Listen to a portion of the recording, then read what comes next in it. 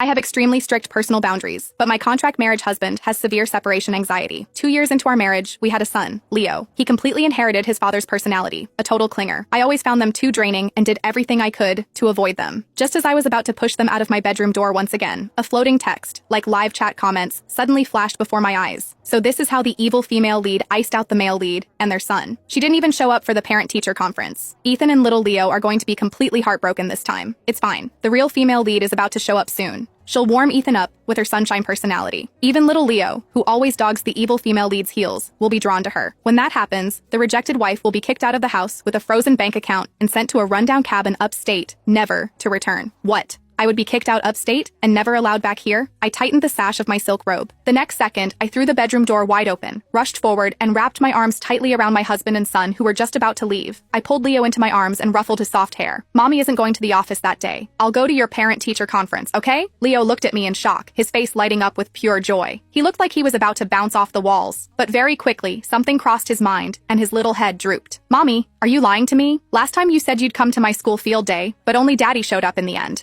I'm already in elementary school, and some of my classmates say I don't even have a mom. Hearing Leo's words, the floating screen instantly went wild with comments. LMAO. She has completely lost the kid's trust. Who can she blame? Leo used to be her little shadow. Didn't she push him away time after time to cause this? The male lead too. He's been rejected so much he doesn't even dare to get close to her anymore. Just look at his face. He doesn't believe for a second that she's being genuine. I looked up. Ethan noticed my gaze and quickly, almost reflexively, let go of the corner of my robe he had been secretly twirling between his fingers. He turned his head slightly, biting his lip. His voice was laced with disappointment. Elena, it's fine if you can't make it, but please don't promise Leo if you aren't sure. Otherwise, he'll wait for you all day and he'll cry again when you don't show up. Wait, what? I froze. Quickly, I grabbed Ethan's hand, pressed it firmly against my chest, and practically begged him to believe me. I won't. I swear. This time I'm really going. You have to believe me. Ethan and I were married for business. My parents had a similar marriage of convenience. They lived apart year-round and had zero emotional connection. Aside from business, they barely spoke. I used to think that was a great arrangement, because I was a textbook low-energy introvert. Even back in college, I found social relationships exhausting. Once I took over the family business, managing projects and negotiating contracts all day, I would come home feeling completely drained. I never wanted to date.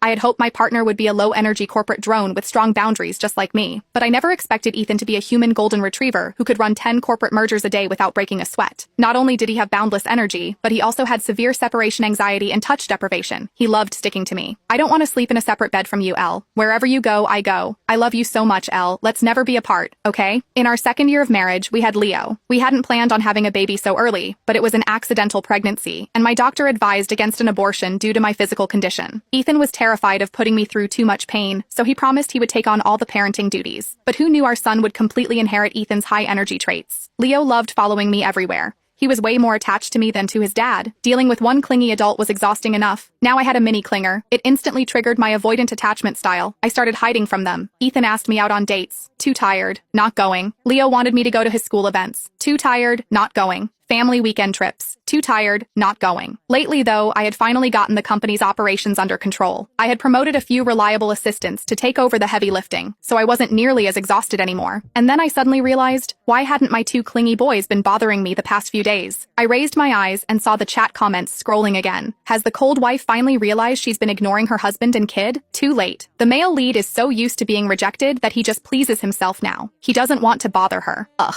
Speaking of which, why is Ethan pulling her lingerie out of the drawer again and getting off to her photo? Come on, guys, cut him some slack. A man has needs. Well, it doesn't matter. Once he meets the sunshine female lead, he won't have to starve himself anymore. The real female lead is super active in bed. She would never leave our boy hanging. I stood there, dumbfounded. What was Ethan doing? My hand pressed against the bedroom door, and I pushed it open instinctively. Inside the master bedroom, Ethan had one hand tucked under the waistband of his sweatpants, and his left hand was holding his phone. His cheeks were flushed with a deep crimson. Hearing the door, he slowly turned his head. When he saw me, his eyes widened instantly. His entire body froze like a massive golden retriever caught stealing food from the counter. Elena, when did you get back? I walked over, picked up the phone Ethan had hurriedly tossed onto the bed, and unlocked it with my birthday. The screen showed a photo of me sleeping in my silk pajamas. It was actually a beautiful shot. The morning sun hit my skin, giving me a soft, ethereal glow. I bit my lip. I pulled Ethan out from under the duvet, slipped off my outer cardigan with one hand, and crawled right onto his lap. Oh, so the new girl is supposed to be active, huh? Who says I can't be active? If I'm active enough, you can forget about sending me to some upstate cabin. The body beneath me instantly turned scalding hot. Ethan's ragged breath tickled my ear. He wrapped his hands gently but firmly around my waist, his voice husky. What's gotten into you today? Aren't you tired? I bit my lip and shook my head. I missed you. Ethan couldn't hold back anymore. He leaned up and kissed me hungrily. The next morning, sunlight poured through the window. Ethan was downstairs in the kitchen making breakfast. As I lay in bed alone, the live comments popped up again. Are there any VIP users who know what happened last night? Did they actually do it? They did. I'm shocked. Why did she suddenly become so aggressive? What about our sunshine girl Chloe? It doesn't matter. With her weak stamina, how could she satisfy Ethan? Look at him. He looked so unsatisfied when he went down to cook this morning. He obviously stopped after one round just to make sure she wouldn't get too tired. If this keeps up, he's going to get bored of her sooner or later. Sigh. I closed my eyes as the memories of last night flooded back. The comments weren't entirely wrong. Ethan's stamina was insane. Plus, since he had been starved for so long, his desire last night was incredibly intense. When we were newly married, he would usually wrap himself around me all night, going multiple rounds until we were both completely exhausted. But last night, he really did stop after just one round. Was he really just worried that I'd be too tired to keep up? With that thought, I threw on a thin satin slip dress and walked down to the kitchen. Ethan was putting scrambled eggs onto the plates. When he looked up and saw what I was wearing, the tips of his ears flushed bright red. The chat comments started complaining again. See? I told you one round wasn't enough. The moment he saw the hickey on her collarbone, he got a massive hard-on. The man is starving. If she can't satisfy him, she should just hand him over. Seriously, Chloe would never say no to him. Once they're together, they can have all the wild nights they want. I closed my eyes, forcing myself to ignore the text. I walked over, wrapped my arms around Ethan's waist, and pressed my front against his back. Mustering up my courage, I was about to tell him that I wasn't actually that tired, and that last night had felt amazing. But before I could speak, my phone buzzed. It was my assistant, Carter. Hey, Elena, do you have some time today? The team from Eastside Realty wants to discuss the contract details this afternoon. Can you make it to the office? Hearing Carter's voice on the line, Ethan's body instantly went rigid. He gently untangled himself from my embrace. Is it work? If it's urgent, you should go. Carter was a workaholic just like me. His brain was 100% occupied by work. Not only did he grind, but he also expected everyone else to grind. Sometimes he'd text me spreadsheets at midnight, but I had promoted him specifically so he could take over my position. Now that he was ready, he needed to start handling things independently. Besides, Leo's parent-teacher conference was this afternoon. I absolutely couldn't miss it. I shook my head and declined Carter's request over the phone. The real estate deal is basically wrapped up. The remaining stuff is just minor details. Handle it yourself and just email me the meeting notes. Carter grunted in agreement. Got it. I'll let you know if anything goes sideways. The comments began scrolling rapidly. Wait, what? The workaholic wife actually declined a meeting? What's going on? Every time that little assistant called her, she used to run off. I honestly thought they had something going on. Even Ethan is shocked. Look at the way he's looking at her right now. I turned to look at Ethan. Sure enough, his eyes were wide with surprise. He clearly hadn't expected me to stay. I hugged him again, leaning into his chest, wanting to pick up where we left off. Ethan, do you want to... To my surprise, Ethan gently pushed me back. This was the first time he had ever rejected me. He looked down, his voice slightly raspy. I'm sorry, Elle. The hospital just called. My mom's condition got worse. She might need emergency surgery this afternoon, and I have to go sign the consent forms. I'm afraid you'll have to handle Leo's school conference on your own. Ethan's mother had always been in poor health. Thanks to advanced medical tech and the private doctors the family hired, she had been stable for the past few years. But if Ethan was this worried, it had to be serious. I immediately agreed. Go. You head to the hospital, and I'll go to Leo's school. Don't worry, your mom is going to be fine. After setting the plan, Ethan and I went our separate ways. Leo's school was in the city center, which was a bit of a drive from our suburban estate. After eating, I jumped into my SUV and started driving. According to GPS, I would arrive about 30 minutes early, but halfway there, the chat comments popped up again. Attention everyone, we have finally reached the plot twist. The male lead is about to meet our sunshine girl today.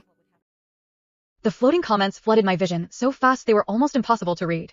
She's here. She's here. Chloe is volunteering at the school today. This is the beginning of the real romance. Once Ethan sees her kindness, everything changes. My grip tightened on the steering wheel. No, I muttered. The GPS announced, you have arrived. I parked, took a deep breath and walked through the front gates. The elementary school was buzzing with parents. Children ran across the playground while teachers directed everyone toward the classrooms. Then I heard it. Mom? I looked up. Leo stood in the hallway clutching his little backpack. For a split second he simply stared at me. His eyes grew wider. Then wider. His tiny mouth fell open. Mom? He rubbed his eyes as if he thought he was dreaming. You really came? My heart squeezed. I promised. Leo suddenly sprinted toward me with all the speed his little legs could manage. Normally I would have instinctively stepped back. Instead, I opened my arms. He crashed into me so hard I nearly lost my balance. I knew it, he shouted, his little voice cracking. Daddy said not to get my hopes up, but I knew you'd come. The comments abruptly paused.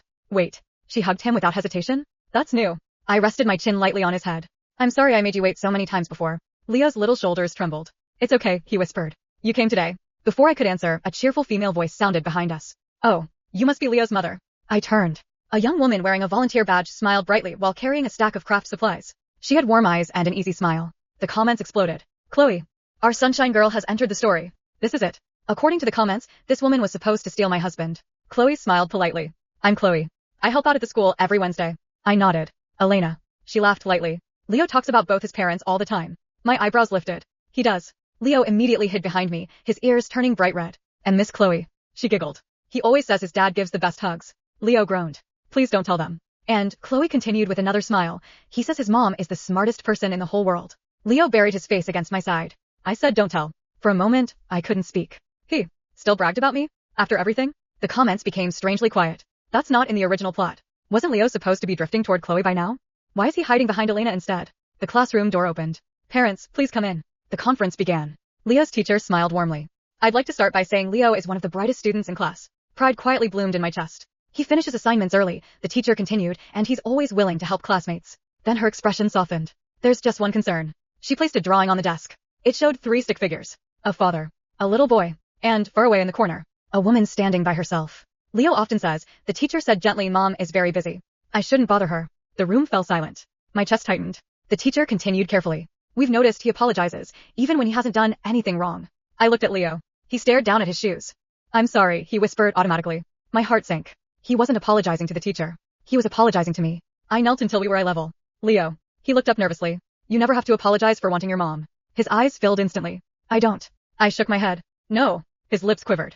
I just didn't want you to get tired because of me. I wrapped him in another hug. You are not a burden. The comments slowed to only a few lines. Why am I crying? The original story never had this scene. Something's changing. Just then, Elena's phone vibrated. It was Ethan. She answered immediately. How's your mom? For a second. Only heavy breathing came from the other end. Then Ethan spoke, his voice tight. Elena, the surgery hasn't started yet. What happened? There was someone waiting outside my mother's room. The comments exploded again. No way. The hospital arc started early. Chloe was never supposed to be at the school for long. She was supposed to meet Ethan at the hospital. The story is changing. Ethan's breathing was uneven. There was someone waiting outside my mother's room. I stood up instinctively. Who? Before Ethan could answer, a bright female voice came through the phone. Oh, Mr. Hayes, your paperwork fell. The comments instantly exploded. It's her. Chloe met him. This is the canon meeting. Our sunshine heroine has arrived. My heart skipped a beat. Ethan? He sounded distracted. 1 second. There was a brief rustle before he came back. A volunteer picked up the consent forms I dropped. Are you okay? I'm fine. The comments became increasingly excited. She smiled at him. This is where he notices how kind she is. Now Chloe is going to comfort him. Instead, Ethan's voice turned apologetic. Sorry, Elena. I have to go. The doctors are calling me. The call ended. The comments froze. Wait, he didn't even ask her name? Did he seriously just run off? Canon fail? I blinked. That was it? No lingering conversation. No sparks. No dramatic slow motion. Just a man worried about his mother. Leo tugged gently on my sleeve. Mom? I looked down. Can we draw together before everyone leaves? Normally I would have found the idea exhausting. Today, of course. His entire face lit up. For the next 30 minutes, we sat at one of the tiny classroom tables with crayons scattered everywhere. Leo drew our family. This time, all 3 figures stood together. And this time, the mother wasn't standing far away. She was holding both their hands. When he proudly handed me the picture, my throat tightened. It's beautiful. Really? Really? He smiled so hard his eyes disappeared. Across the room, Chloe happened to glance over. She smiled warmly at the picture. You have a lovely family. I thanked her politely. She waved goodbye before heading to another classroom. The comments looked almost confused. Why isn't Chloe approaching Ethan? She's just volunteering? She seems normal. Didn't the novel describe her as aggressively pursuing the male lead? Another comment slowly floated upward. What if she never pursued him? No one replied. An hour later, Leo and I climbed back into the SUV. As soon as I fastened his seatbelt, my phone rang again. It was the hospital. My chest tightened. Ethan? Instead, an unfamiliar female voice answered. Mrs. Hayes? Yes. I'm calling from St. Gabriel Medical Center. My grip tightened around the phone. Is Ethan alright? Your husband is fine. I finally breathed again. But my heart stopped once more. Your mother-in-law's surgery has begun successfully. Relief washed over me. However, the nurse hesitated. Your husband hasn't eaten since yesterday. He refused to leave the operating floor. He says he'll wait until the surgery is over. I closed my eyes. That sounded exactly like Ethan. When he worried about someone, he forgot himself completely. The comments slowly reappeared. He always does this. He stayed outside his father's operating room for 19 hours when he was 17. He'll literally make himself sick worrying about the people he loves.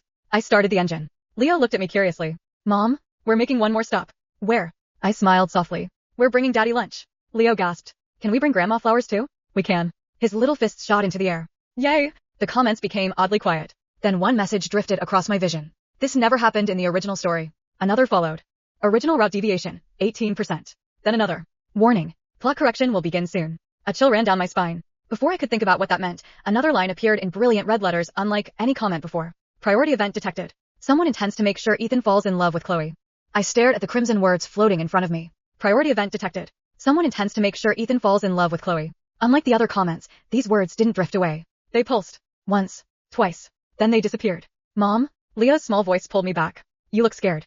I forced a smile. I'm okay, but I wasn't. The comments had always described what would happen. This was the first time they had sounded like a warning. On the way to the hospital, Leo insisted on choosing the flowers himself. He carefully examined every bouquet. No roses. Why not? They're too fancy. No lilies. Why? They smell too strong. Finally, he picked a bouquet of pale yellow daisies. Grandma smiles whenever she sees these. I blinked. You remembered? He nodded proudly. Daddy told me. I smiled despite myself. Then we'll get these. 20 minutes later, we arrived at the private hospital. As the elevator doors opened, I immediately spotted Ethan. He was exactly where the nurse had said he'd be. Still wearing the same suit. His tie was loosened. His hair was a mess from running his hands through it. He was sitting outside the operating room with untouched coffee beside him. The moment he looked up, his eyes widened. Elena. Then he noticed Leo. Leo? Then the lunch bag. Then the flowers. For several seconds, he simply stared. The comments flew past. He's rebooting. System error. The wife voluntarily came to find him? Leo jumped into Ethan's lap. Daddy. Ethan hugged him automatically, but his eyes never left me. You came. I held up the insulated lunch container. You skipped breakfast. And lunch, the nurse behind the desk helpfully added. Ethan looked mildly embarrassed. I wasn't hungry. The nurse snorted. You've said that for 6 hours. I crossed my arms. Liar. His ears turned pink. Maybe a little hungry. I handed him the container. Eat. He obeyed immediately. The comments nearly short-circuited. Wait. Since when does the male lead listen this fast? She gave one command. Golden Retriever confirmed. Leo climbed onto the chair beside him and proudly presented the flowers. These are for Grandma. Ethan smiled softly. She'll love them. Watching the two of them together. Something in my chest felt warm. Maybe. It wasn't exhausting to be needed. Maybe it was only exhausting when I believed I had to give everything while receiving nothing in return. Just then, hurried footsteps echoed down the hallway. A middle-aged man in an expensive suit rounded the corner. Dad, Ethan said, standing. His father had obviously rushed over. His normally immaculate appearance was disheveled. The older man stopped when he saw me. Elena. He looked genuinely surprised. You came? I did. His expression softened for only a second before turning serious again. Thank you. The comments appeared again. His father never thanked her in the original story. Small deviation detected. A nurse suddenly rushed out of the operating room. Mr. Hayes. Everyone stood. The patient is stable. Collective relief swept through the hallway. Ethan closed his eyes. His shoulders finally relaxed. Without thinking, he reached for my hand. Almost as if it were instinct. His fingers intertwined with mine. Only after a few seconds did he seem to realize what he'd done. He immediately looked at me nervously. Sorry. If you're uncomfortable, I'll... Before he could let go, I squeezed his hand. His sentence stopped. So, I said quietly, your mother is okay. He stared at our joined hands. Yeah. His voice cracked. She's okay. For the first time since I'd known him, I realized Ethan wasn't endlessly energetic because he never got tired. He was endlessly energetic because he carried everyone else's worries before they had the chance to carry them alone. The comment slowed. She finally noticed. She never understood him in the original timeline. Then, without warning, every floating comment vanished. The hallway became eerily silent. A mechanical voice echoed inside my head. Plot correction protocol activated. Target, Elena Hayes. Correction begins in 10, 9. The mechanical voice echoed again. 8. Every instinct screamed at me that something was wrong. I grabbed Ethan's sleeve. Ethan. He looked down immediately. What is it? Can we leave this hallway? He didn't ask why. Of course. He stood up at once, still holding my hand. His father frowned. The doctor may come out any minute. I'll be nearby, Ethan answered. Call me if anything changes. The countdown continued. 7, 6. The comments suddenly burst back onto the screen. The system is forcing a correction. Run. She isn't supposed to be beside him right now. A cold chill crawled up my spine. Take Leo, I whispered. Ethan's expression sharpened instantly. Without hesitation, he scooped Leo into his arms. What's happening? He asked quietly. I don't know. We had barely walked 10 steps. Crash. A deafening explosion echoed through the hallway. Everyone screamed. The huge crystal chandelier hanging over the waiting area came crashing down exactly where we had been standing moments earlier. Glass exploded across the marble floor. Patients ducked. Doctors rushed forward. Someone shouted, call security. Leo buried his face against Ethan's shoulder, trembling. Ethan instinctively shielded both of us with his body. The comments flooded faster than I could read. What? That never happened in the novel. If Elena hadn't moved Ethan, he would have been standing there. Plot correction failed. Timeline deviation, 31%. A hospital administrator hurried over. Mr. Hayes. Mrs. Hayes. Are you injured? We're fine, Ethan answered, though his arms tightened around Leo. His eyes slowly moved to the shattered chandelier. Then, to me. You knew. It wasn't a question. You knew something was going to happen. I opened my mouth. How could I explain floating comments? A countdown? A voice in my head? Instead of pressing me, Ethan simply reached over and brushed a tiny piece of glass out of my hair. His hand was shaking. Not from fear for himself. From fear for me. If you hadn't asked me to move. He couldn't finish the sentence. He pulled both Leo and me into a fierce embrace. So that's why, he whispered hoarsely. So that's why you came today. I thought you were just trying to spend more time with us. He buried his face against my shoulder. But you've been trying to protect us. I froze. That wasn't entirely true. I'd started all this because I didn't want to lose everything. Because I didn't want to be abandoned to some lonely cabin. But somewhere along the way, watching Leo's hopeful smile, seeing Ethan wait outside the operating room without eating, feeling their relief whenever I simply showed up, my reasons had quietly changed. I lifted my arms. This time, without hesitation, I hugged him back. I'm protecting my family. The comments slowed to a crawl. She meant that. She really meant it. Then the mechanical voice returned, colder than before. Correction failed. Escalating intervention. Primary obstacle identified, Elena Hayes. New objective, remove Elena from the timeline. A piercing tone rang through my head. New objective, remove Elena from the timeline. The words glowed blood red before dissolving. For a second, the world seemed to tilt. Ethan. He immediately looked at me. What is it? I opened my mouth. Nothing came out. How could I possibly tell him? There's an invisible force trying to erase me because I hugged my husband and attended our son's parent-teacher conference. No one would believe that. Except, Ethan was still watching me. Not with doubt. With concern. You look pale. He reached out and cupped my cheek. Sit down for a minute. I instinctively leaned into his hand. The comments trickled back. He hasn't let go of her once since the chandelier fell. He looks terrified. He keeps checking if she's hurt. A doctor approached them. Mr. Hayes, your mother's awake. Ethan visibly relaxed. Can we see her? One at a time. She's still weak. He looked at me. You go first. I blinked. Me? He smiled softly. Mom likes you. That surprised me. I've barely visited her. She knows why. His smile turned a little sheepish. She used to tell me not to pressure you. She said everyone loves differently. For a moment, I couldn't speak. Even his mother had never blamed me. His mother looked frail in the hospital bed, but when she saw me, her face brightened. Elena, I'm glad you're all right. She chuckled weakly. I should be saying that to you. I heard about the chandelier. She motioned me closer. When I sat beside the bed, she took my hand. I've been worried about Ethan. I know. He's always afraid the people he loves will leave. I looked down. I noticed. She smiled knowingly. When he was 6, his father left on a week-long business trip. He cried every night. When he was 12, our family dog passed away. He slept outside the empty doghouse for 3 days. When he fell in love with you. She laughed quietly. I knew he was doomed. Heat rushed to my face. He never stopped talking about you. I stared. Before we were married? Oh yes. He met you at a charity gala years before the engagement. He came home and said. She imitated his younger voice. Mom, I met the prettiest girl in the world. I froze. What? He didn't know your name. He spent months trying to figure it out. He was delighted when the families arranged the marriage. Outside the room, the comments had completely exploded. What? This wasn't in the novel. The marriage wasn't just business for him. He's had a crush on her for years. No wonder he was so attached from day one. My heart pounded. All this time, I had assumed Ethan simply loved intensely by nature. I had never considered that he had chosen me long before our marriage contract existed. A gentle knock came at the door. Ethan peeked inside. Can I come in? His mother smiled mischievously. Perfect timing. She looked at him, then at me. I was just telling Elena how you used to stare at her across the ballroom. Mom. Ethan froze. The tips of his ears turned bright red. Please. His mother laughed. You even told me what color her dress was. Mom. And how her hair caught the light. Mom. By now, Ethan's entire face was crimson. Leo, who had wandered in behind him, looked completely bewildered. Daddy, were you crushing on Mommy? Ethan covered his face with one hand. Yes. Leo gasped dramatically. You had a secret crush? Yes. And then you married her? Yes.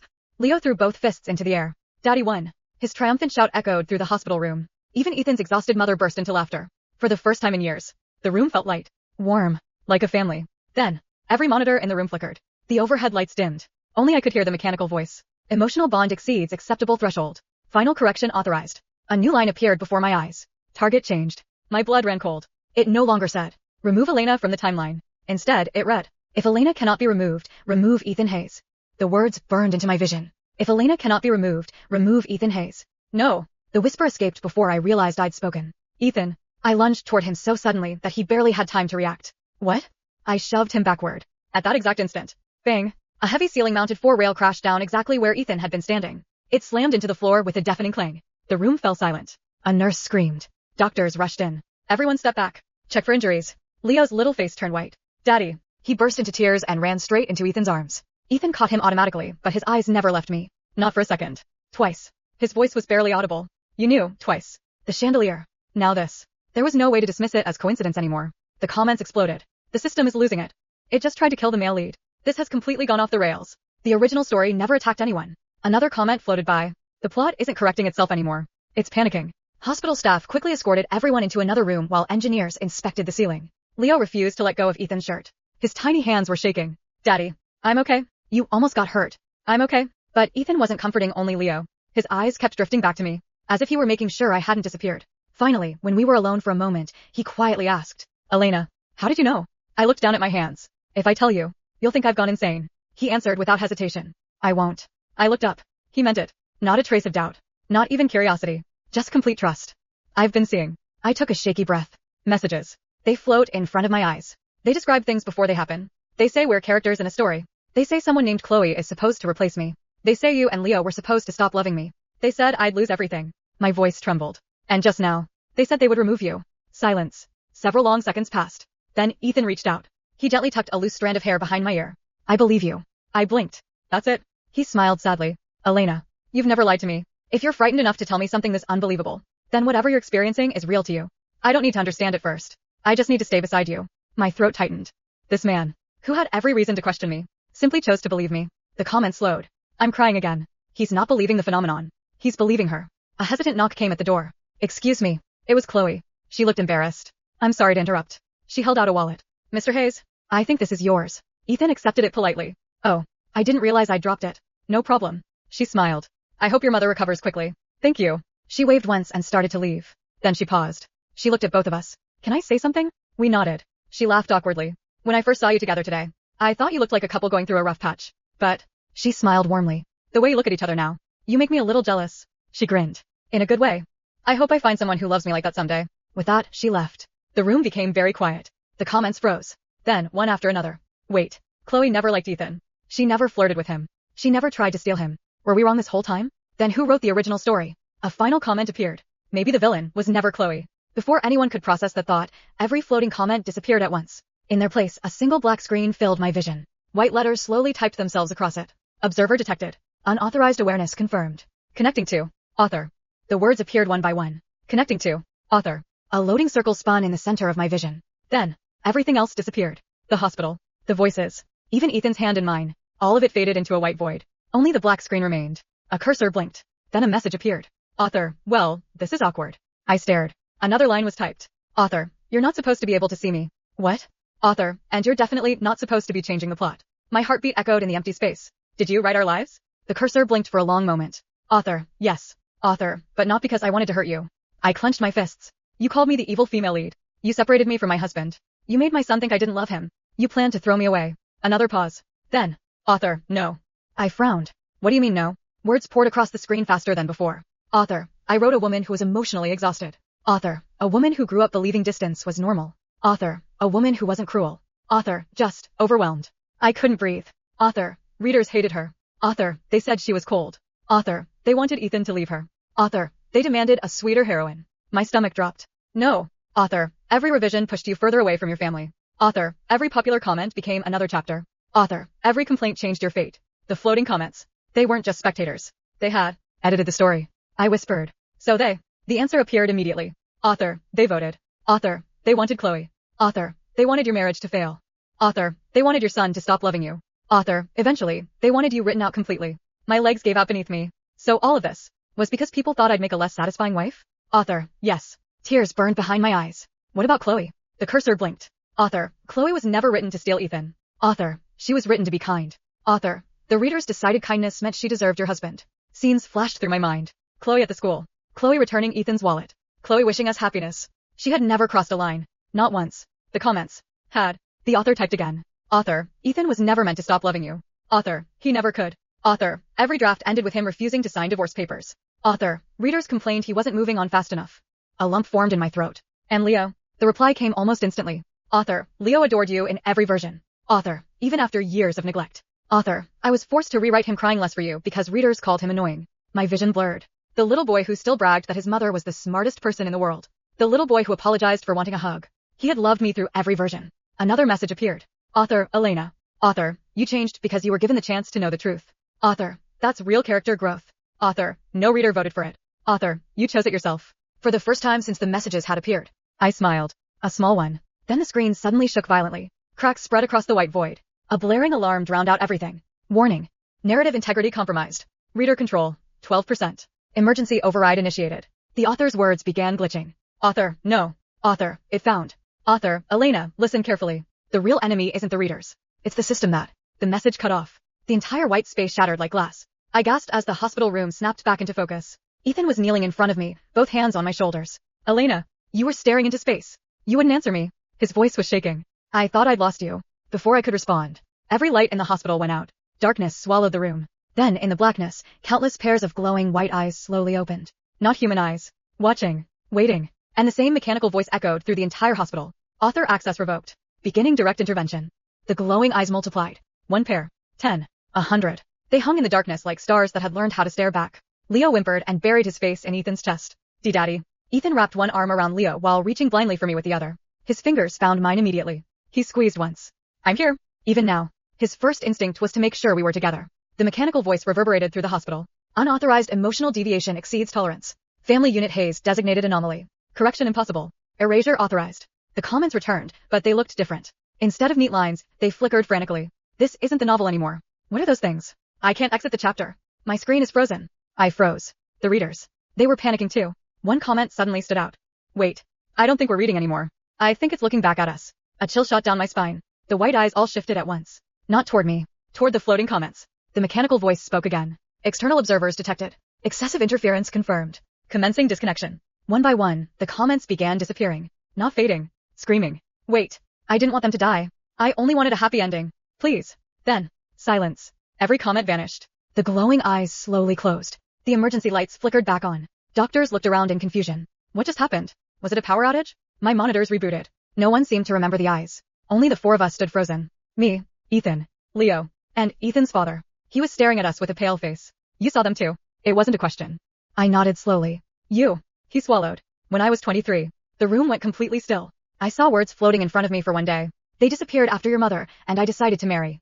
I thought I'd imagined it. Ethan stared at his father. You never told us. I was afraid people would think I'd lost my mind. He looked directly at me, but when the lights went out, I saw those eyes again. He took a shaky breath, and I heard that voice. The mechanical voice echoed faintly in my mind one last time. Primary objective failed. Narrative no longer under system control. Autonomous timeline acknowledged. Connection terminated. The pressure inside my head suddenly disappeared. The floating comments were gone. Completely. I waited. Nothing appeared. No predictions. No spoilers. No countdowns. Only silence.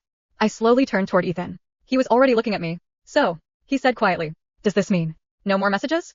I closed my eyes for a moment. When I opened them again, the world looked wonderfully ordinary. No. A smile spread across my face. They're gone. Ethan let out a breath that sounded like he'd been holding it for years. Then, without any hesitation whatsoever, he pulled both Leo and me into his arms. This time, I didn't instinctively tense. I leaned into the embrace. Leo laughed happily between us. We're hugging. Mom didn't run away. Ethan laughed too, a warm, relieved laugh I'd never heard before. No. He rested his forehead against mine. She stayed. Outside the hospital window, the afternoon sun broke through the clouds. For the first time, no one was writing what happened next. It belonged only to us. 6 months later, the Hayes estate had become noticeably louder. Not because of arguments. Because of laughter. Daddy. Faster. Leo raced across the backyard with a toy airplane in his hand while Ethan chased after him with completely unnecessary dramatic sound effects. I'm losing altitude. Emergency landing. Leo collapsed into giggles. Watching them from the patio, I couldn't help smiling. A hand appeared beside me, offering a mug of tea. It was Ethan. He'd somehow escaped Leo's latest game for exactly 30 seconds. What are you smiling about? He asked. You. His ears turned pink immediately. Even after all these years, he still blushed that easily. You've been saying things like that a lot lately. I know. And every time you do, I think I'm dreaming. I set my mug down. Then, very naturally, I slipped my hand into his. When we first got married, I admitted, I thought loving someone meant never having a moment to yourself. Ethan listened quietly. I was wrong. He squeezed my fingers. I don't need every moment. I just wanted to know that, when it really mattered, you'd choose to come back. My chest tightened. That had always been it. He hadn't wanted perfection. He hadn't wanted constant attention. He'd only wanted to know that I would choose my family. And now, I did. Every day. The company was thriving. Thanks to the management team I'd built, I no longer carried every responsibility alone. Carter, still as much of a workaholic as ever, had become an exceptional executive. One afternoon he looked at me in complete disbelief. You're leaving at 5? Yes. You have no meetings? No. Why? I smiled as I packed my laptop. My husband promised to cook. Carter stared as though I'd announced the moon had fallen into the ocean. People really do change. Leo's teacher smiled as another parent-teacher conference came to an end. This is the 3rd one you've attended. Leo puffed out his chest proudly. I told everyone my mom always keeps her promises now. His teacher laughed. I can tell. This time, the family portrait hanging on the classroom wall showed 3 people, standing shoulder to shoulder, holding hands. Ethan's mother made a full recovery. She delighted in teasing her son whenever the family gathered. So, Ethan, has Elena discovered your old photo album yet? Ethan nearly dropped his chopsticks. Mom, the one with all the newspaper clippings about her? Mom, the charity gala ticket you kept? Mom. Leo's eyes became huge. Daddy was a super fan. I looked at Ethan.